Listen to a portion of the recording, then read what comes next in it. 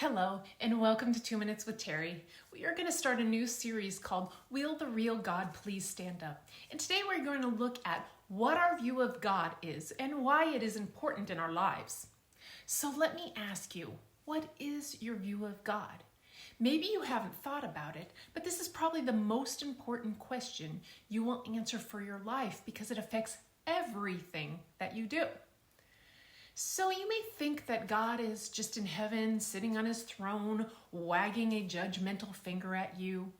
Or you may think he is a good God, full of love. Or your view might be somewhere in between, like sometimes he grants us our requests and sometimes he doesn't.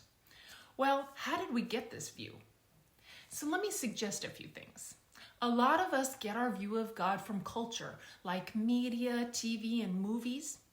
Or we may have gotten our view of God from growing up in a traditional church and the pastor teaching faulty information about God.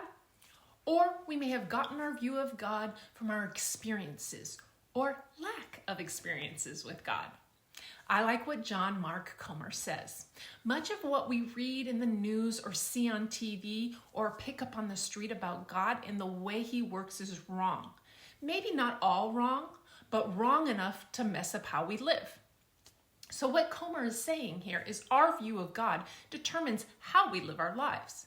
Dr. Cheeky Woods says it this way: what we believe about God determines what we believe about everything else.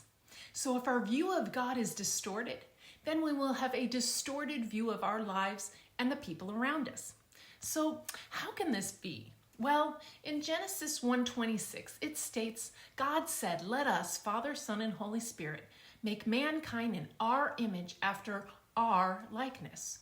So we are made in the very image of God. So all that he is got placed on the inside of us when we were born. Or we can say it like this: God's very DNA is on the inside of us. So we are to reflect that. And when we don't, then something is not right. So we have to revisit our original question of what is our view of God?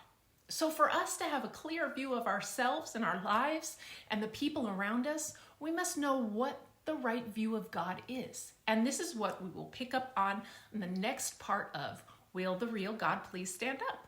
So please join me for part 2 as we continue to explore who God is and why it matters to our everyday lives.